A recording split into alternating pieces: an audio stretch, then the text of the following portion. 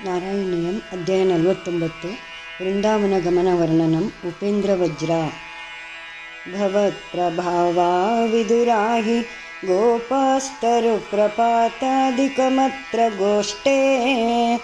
ಅಹೇತುಮುತ್ಪಾತಗಣಂ ವಿಶಂಕ್ಯ ಪ್ರಯಾತುಮನ್ಯತ್ರ ಮನೋವಿತೇನುಃ ಅಕ್ಷರಾಯ ನಮಃ ತತ್ರೋಪನಂದಾಭಿಧಗೋಪಮರ್ಯೋ ಜಗೌ ಭವತ್ಪ್ರೇರಣಯೈವ ನೂನಂ ಇತಃ ಪ್ರತೀಚ್ಯಾಂ ವಿಪಿನಂ ಮನೋಜ್ಞಂ ವೃಂದಾವನಂ ನಾಮ ವಿರಾಜತೀತಿ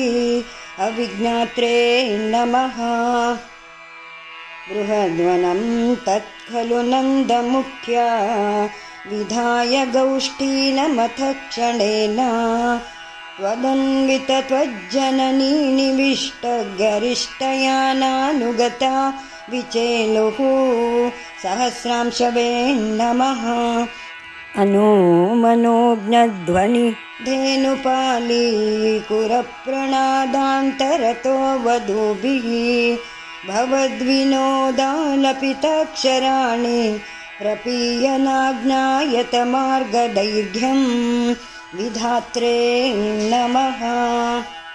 ನಿರೀಕ್ಷ್ಯ ವೃಂದಾವನಮೀಶನಂದತ್ಪ್ರಸೂನ ಕುಂದಪ್ರಮುಖದೃಮೌಘಂ ಅಮೋದಥಾ ಶಾಧ್ವಲಸಾಂದ್ರಲಕ್ಷ್ಮ್ಯಾ ಹರಿನ್ಮಣೀಕುಟ್ಟಿಮಪುಷ್ಟಶೋಭಂ ಕೃತಲಕ್ಷಣಾಯ ನಮಃ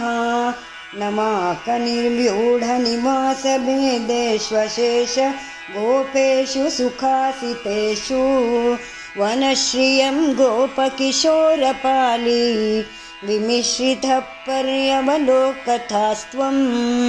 ಭವಸ್ತಿನೇ ಮಯೇ ನಮಃ ಅರಾಲಮಾರ್ಗಾಗತನಿರ್ಮಲಾಪಾಂ ಮರಾಲಕೂಜಾಕೃತನರ್ಮಲಾಪಾಂ ನಿರಂತರಸ್ಮೇರಸರೋಜವಕ್ತ್ರಾಂ ಕಲಿಂದಕನ್ಯಾಂ ಸಮಲೋಕಯಸ್ತ್ವಂ ಸತ್ವಸ್ಥಾಯ ನಮಃ ಮಯೂರಕೇಕಾಶತಲೋಭನೀಯಂ ಮಯೂಖಮಾಲಾಶಬಲಂ ಮಣೀನಾಂ ವಿರಿಂಚ ಲೋಕಸ್ಪೃಶಮುಚ್ಚ ಶೃಂಗೈರ್ಗಿರಿಂ ಚ ಗೋವರ್ಧನಮೈಕ್ಷತಾಸ್ತ್ವಂ ಸಿಂಹಾಯ ನಮಃ ಸಮಂ ತತೋ ಗೋಪಕುಮಾರಕೈಸ್ತ್ವಂ ಸಮಂತತೋ ಯತ್ರ ವನಾಂತಮಾಗಾಃ ತತಸ್ತತಸ್ತಾಂ ಕುಟಿಲಾಮಪಶ್ಯಃ ಕಲಿಂದಜಾಂ ರಾಘವತೀಮಿವೈಕಾಂ ಭೂತಮಹೇಶ್ವರಾಯ ನಮಃ ತಥಾ ವಿದೇಸ್ಮಿನ್ ವಿಪಿನೇ ಪಶಂವ್ಯೇ ಸಮುತ್ಸುಕೋ ವತ್ಸಗಣಪ್ರಚಾರೇ ಚರನ್ ಸ ರಾಮೋಥ ಕುಮಾರಕೈಸ್ತ್ವಂ ಸಮೀರಗೇಹಾಧಿಪ ಪಾಹಿ ರೋಗಾತ್ ಆದಿದೇವಾಯ ನಮಃ ಇತಿ ಏಕೋನಪಂಚಾಶತ್ತಮದಶಕಂ ಸಮಾಪ್ತಂ